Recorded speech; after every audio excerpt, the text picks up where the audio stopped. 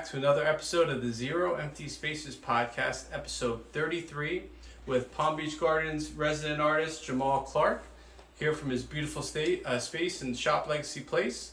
If you didn't know about Zero Empty Spaces, myself, Evan Snow, my business partner, Mr. Andrew Martineau, as arts advocates and community builders, started an initiative to activate vacant commercial real estate spaces to make affordable working artist studios so artists can have space to create and collaborate outside their home, get discovered by the general public, and create a real win-win-win scenario. But the point of the podcast is to connect you to talented artists like him that make the project what it is. So without much further ado, why don't you tell us a little bit about yourself and how you got involved in the arts in the first place? Again, my name is Jamal Clark, also go by the Visualist. I've been involved with the arts since a kid. 6-7 years old, kindergarten, dating way back then. I guess found that I had an interest in art, and it's been nurtured from my parents ever since early elementary school days, doing after school programs, getting signed up for after school programs at Abington Arts Center. That led to. Where was this? This is up north, up in Philadelphia. Okay. In Abington, it's the high school I went to. They had an art center, and my mom had me signed up. Every program they had, Saturday programs. So Saturday mornings I'm up early going to these programs. After school I'm going to these programs, and that went through my junior high school, elementary school, junior high school, all through high school. Kept elevating. She ventured out and found whatever that was art related that I would have some type of interest in. She would sign me up for it, and it became the thing. It's because of her I found out about Photoshop. Oh yeah? Yeah, this is when Photoshop was breaking in, and she signed me up for a class down in Center City, Philadelphia, on Broad Street, with an Italian gentleman named George. I forget his last name. That was a teacher. And he told us then, it was like, y'all need to learn this. Can I curse? Yeah. Y'all need to learn this shit, because this is where art is headed. And it was only like 3 or 4 of us in the class, but I remember hearing him say that, and he was right. Was that for photographers or for visual artists? It was just a visual arts class. But my mom, she found out about the course, and it was a Saturday class, and I don't know what it was titled, but it was titled a little bit different. It had the computer or digital mentioned in it, and she knew that I would, want to learn something like that. So she signed me up, and I'm taking art classes in Center City, Philadelphia, on Broad Street on Saturday mornings. This is during like springtime, so it's like you don't really want to get up on Saturdays to go back to like the school environment, but that she had me doing it, and I remember my dad used to drive me down there and stuff. And it actually was funny because that's where I ended up going to college too, a couple blocks away from where that class was being taught. Where did you go to school? I went to the University of Arts right out of high school. And that's in Philadelphia on Broad Street, South Broad Street, and it was like the art continuation, leading into that, and that was like part 2 of my artist journey. What time frame? What time period was that around? This was I started going to that one class, maybe like sophomore year in high school, and I kept going until senior year. So when I graduated, I'm class of 2000. Okay. So class of 2000 going into my college, I graduated high school year 2000, going into college that following fall, and I was at the University of Arts, continuing the art journey, the art education, trying to figure it out, and that's when it just kept, this was, again, it was part 2, but this was, getting real, the real, it was, the commitment was there, and it was starting to show, and also responsibility was starting to kick in, and pressure was starting to kick in, and just being an artist in the world, learning how to make it, because you know you got you had to figure it out, and there wasn't no blueprint to this. Wasn't no manual for it. It wasn't Instagram, and it wasn't. No, none of that. We didn't have a computer yet.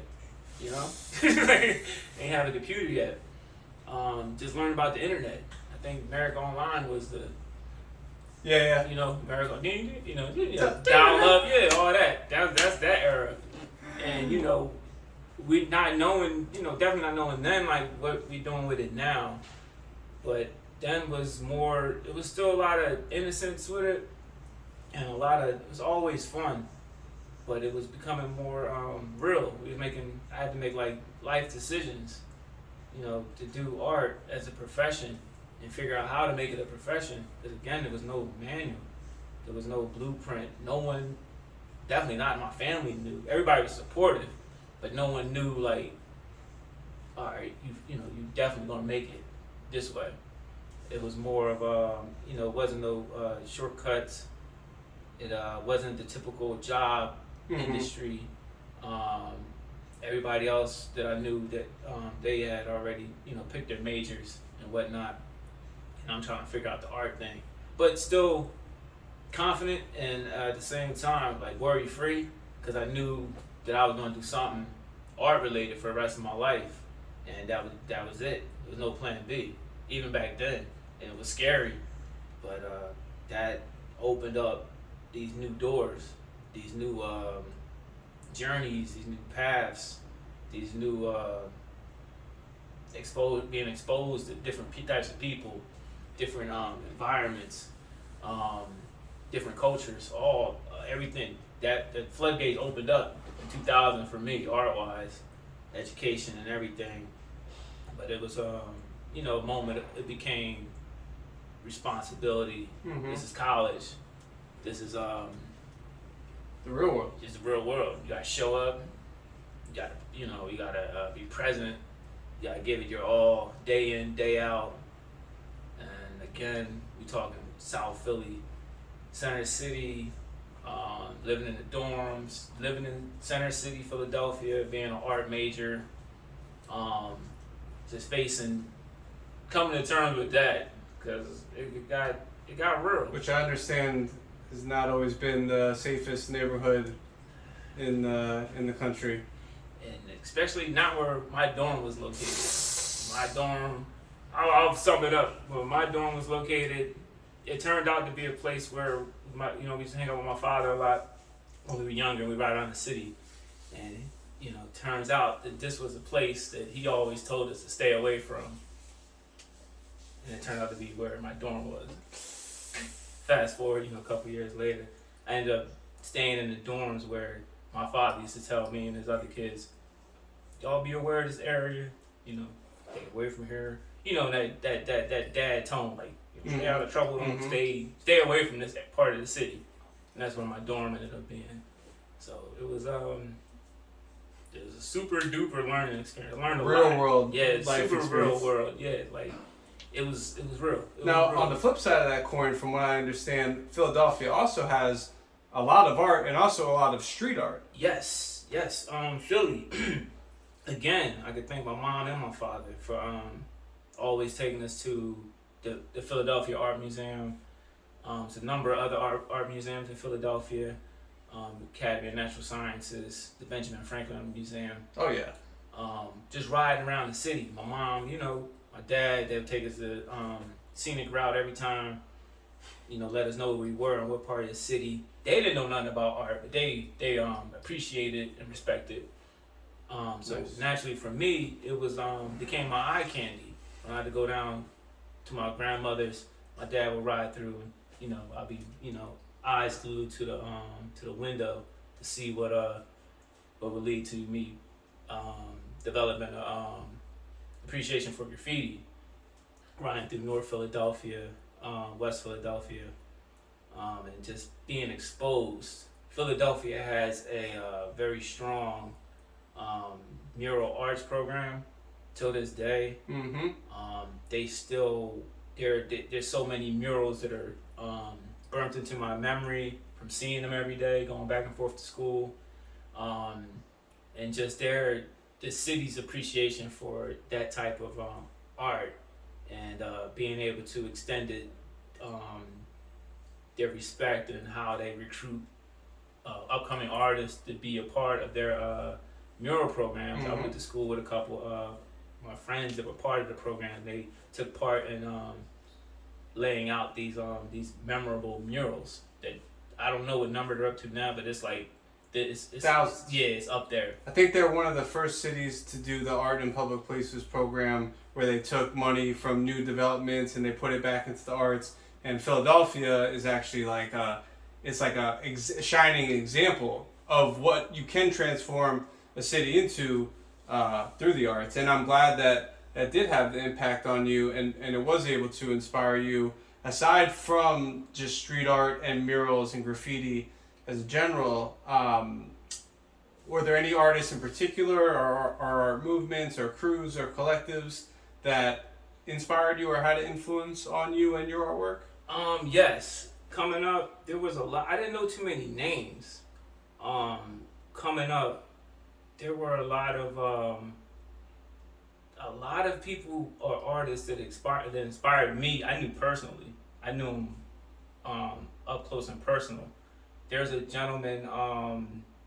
He actually took his class. My mother found this class, and he's the illustrator of a comic book called Brother Man, and his brother is the writer of it. Oh. So this was a home-based collective comic book by two brothers that my mother grew up with. They were neighbors when they were kids, and her brother, my uncle, were best friends at one point with these two brothers that ended up starting their own comic book. That's cool. And then later comes me.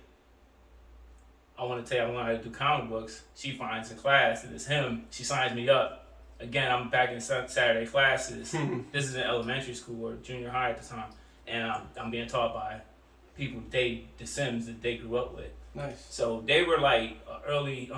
They were influenced, but I ended up knowing him because he was my teacher, and I loved his comic books and how he illustrated.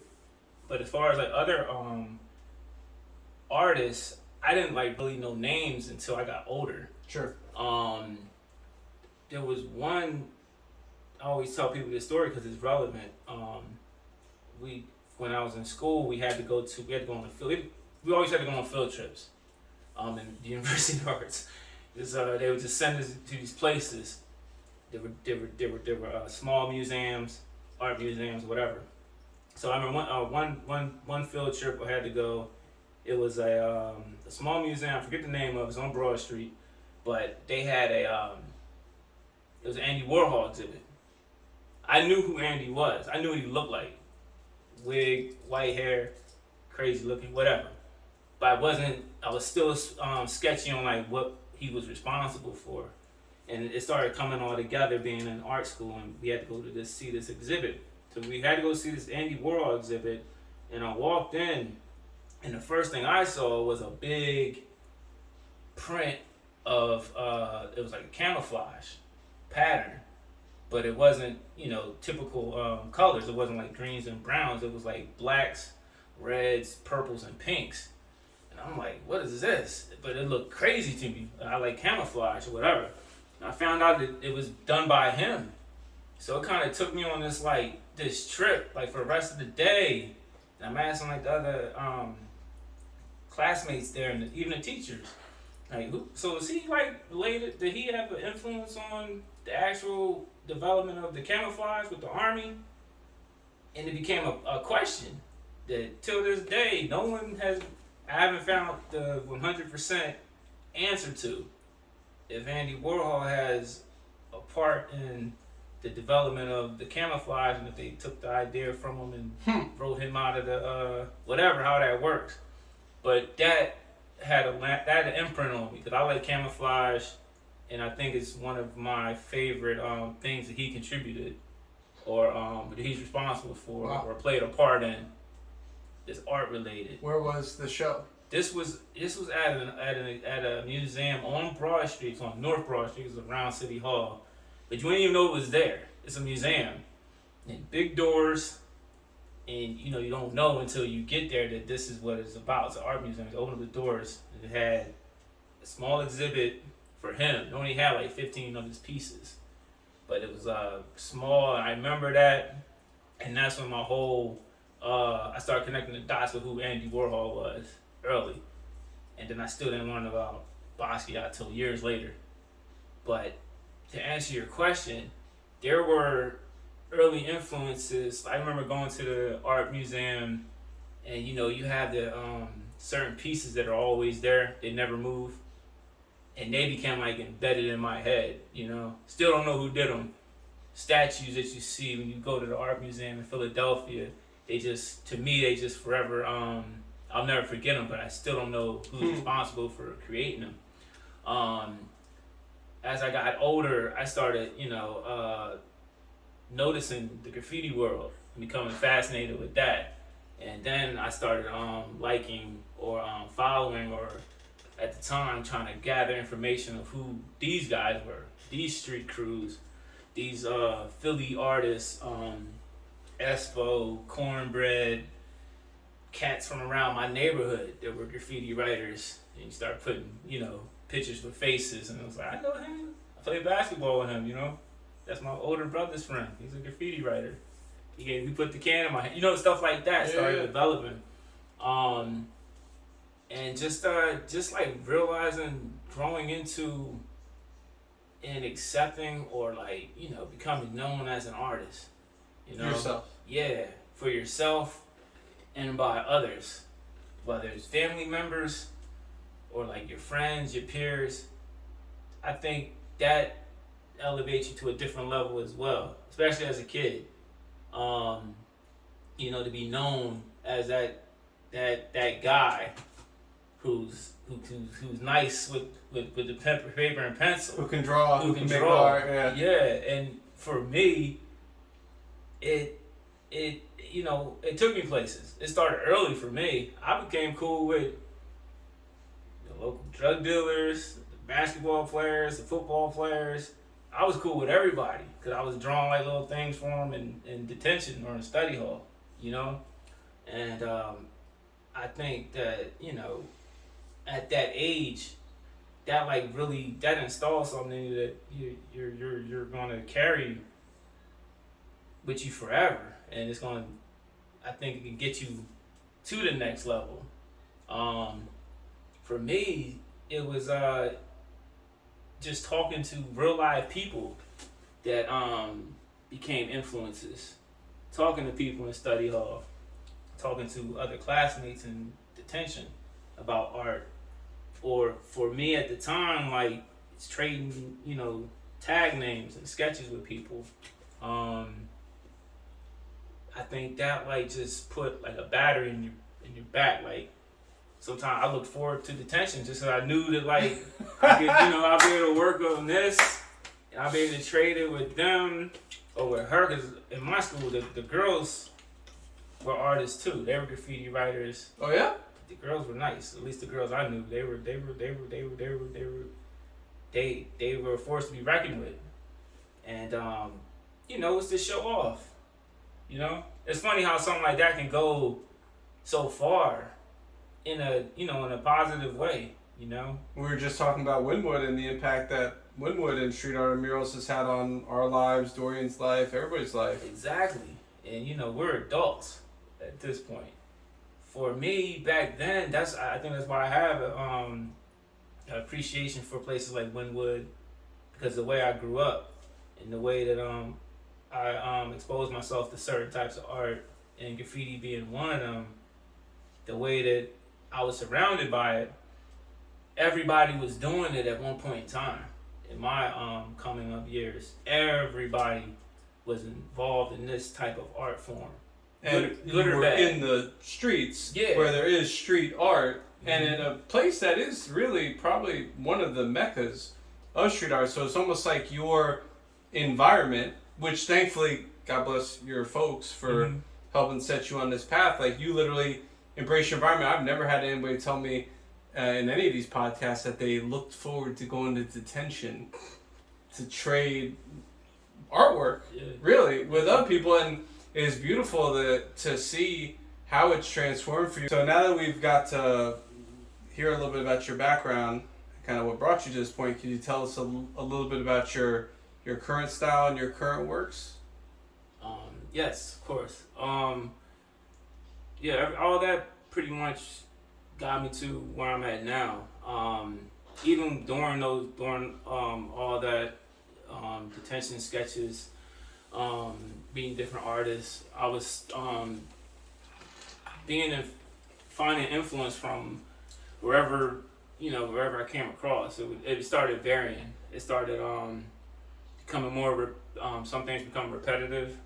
I started noticing that I was being had a natural pull towards like ancient stuff, ancient Egyptian, samurais, ancient civilizations, ancient warriors, ancient languages.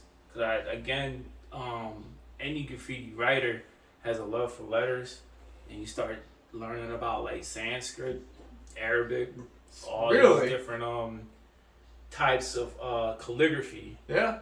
We used to go to the library just to Photoshop or not make copies of the calligraphy alphabet, so we can copy it and practice it our own with our big pens.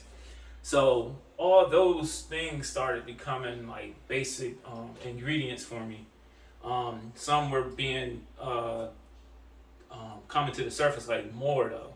As I got older, the ancient stuff, the ancient Kemet, ancient Egyptian stuff, the pharaohs, the queens, the culture, the symbols started playing a part or showing up in my work more and more and more. It became part of more of who I am, like today.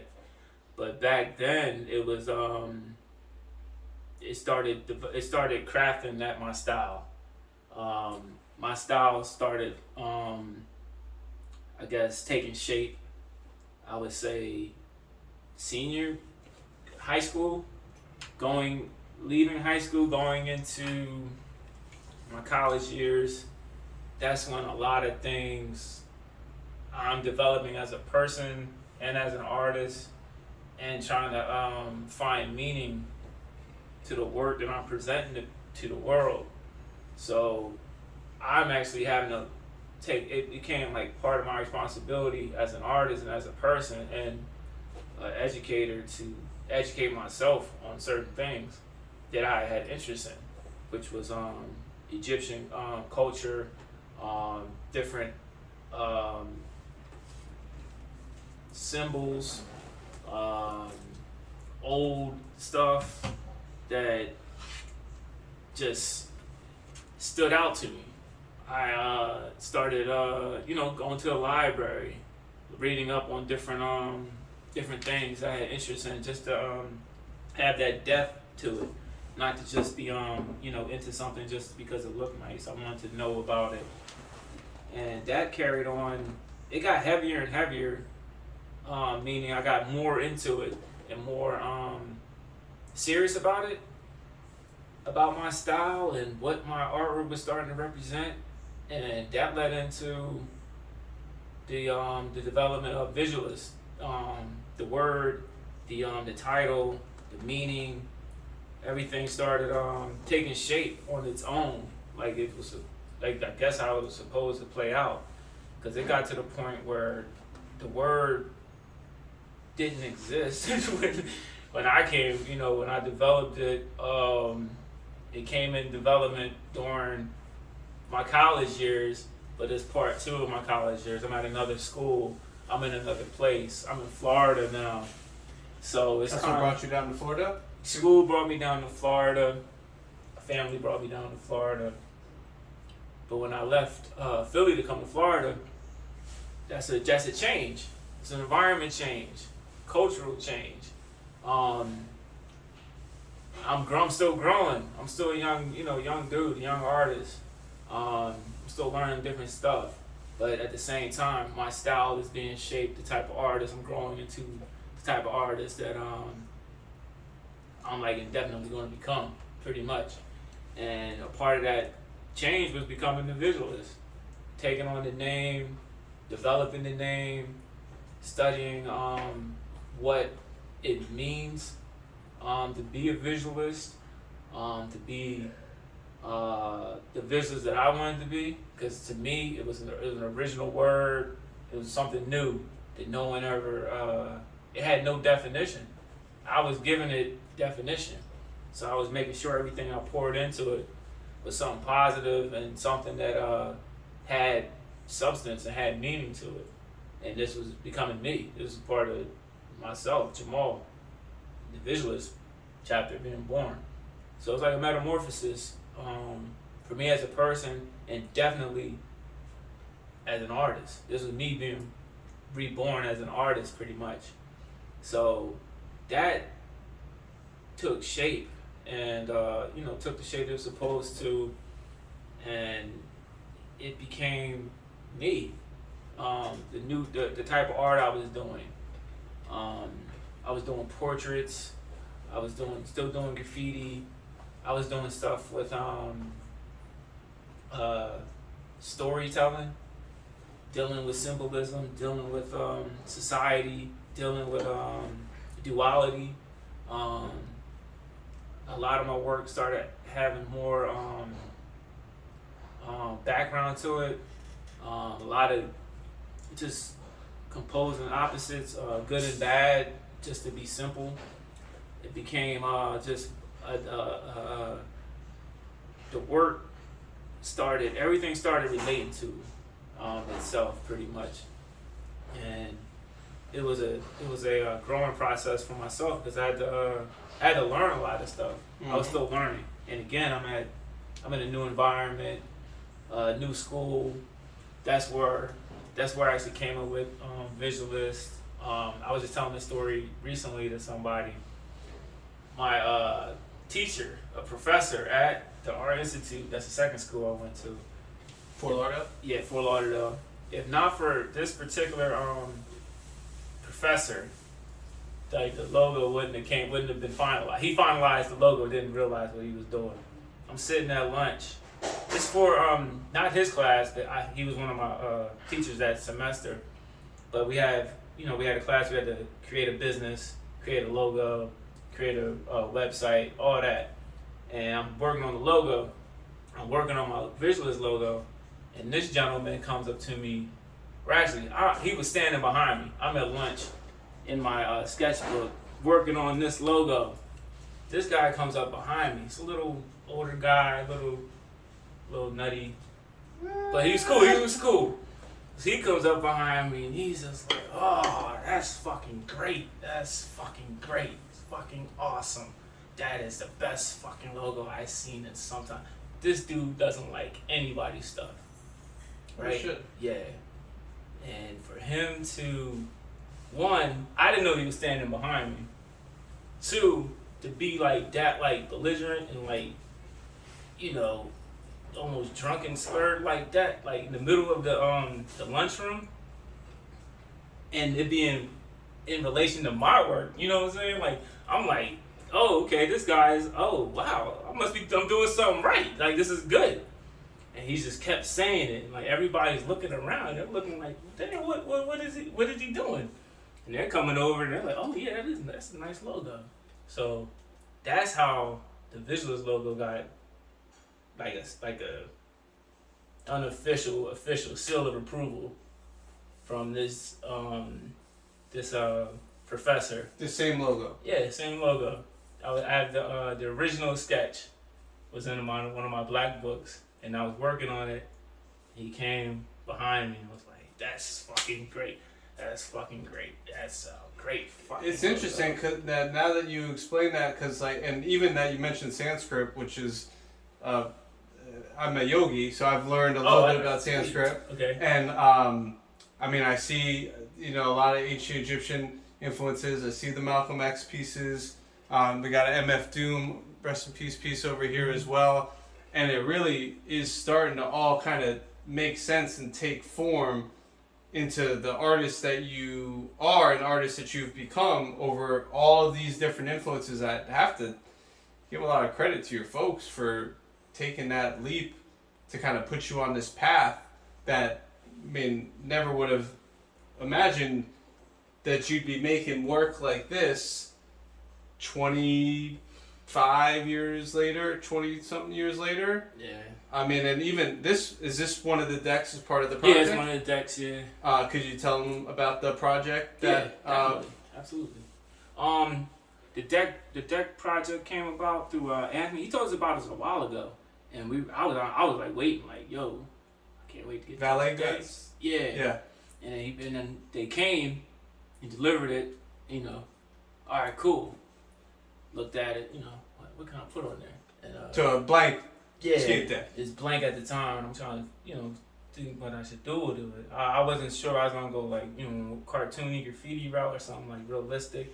I had no idea what I was gonna do until I think Faith made a suggestion. She was like, "Yeah, you should do like the Sphinx and put visuals behind it." And I was like, "Yeah, maybe I might do that." And I did the sketch right here, but I was like, "All right, well, I'll just put visualists and I'll put Horus and Seth on both ends." And that ties into the, light and the dark, or opposites, duality, and everything.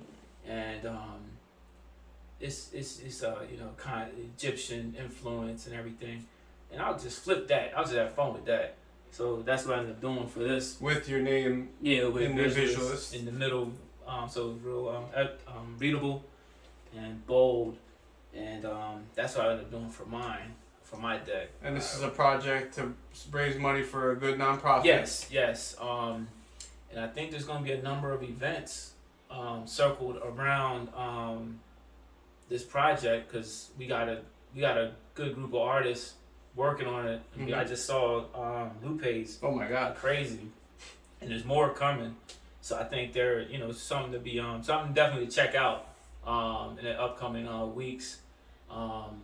Not just for mine, but to see what these other artists did with their decks. Mm-hmm. And it's for a good cause. So I'm glad to be a part of it. This is a great initiative. Another great Palm Beach-based 501c3 nonprofit that works to help support people in the skateboarding industry and up-and-coming skateboarders and keep the sport alive. So they were able to take these decks and repurpose them, and this one's phenomenal. Really glad to have you part of these projects, and to have other nonprofits coming into the space wanting to interact with artists. You're also part of the Palm Beach Symphony project, where we repurposed some formerly used instruments, and we're able to paint those and help raise some money for the symphony out of the space. It's a beautiful thing, and I'm really glad, and I'm glad that you didn't just do the Sphinx and that you did choose this iconography symbolizing the light and the dark, the sun and the moon, and there's a lot of history behind that you can go down the YouTube rabbit hole if you exactly. I do want to show them a little bit more of your space and your process, so we're going to take the camera, show them a little bit. So what are you working on here in the studio? Just a small 12 by 12 canvas. I was on my, little graffiti kick, trying some new lettering styles out. And this is some lettering style I was just playing with. Nice. Actually, it's in a 360, but it actually spells out visualist. Oh, wow. I never would have guessed that. I was gonna leave it alone, but I figured I might as well. If they wanted to see more of your work, where could they find you online? On Instagram, Visualist412, and also Visualist Art, as well as visualistdesign.com. And I take commissions or any personalized art you're trying to get done.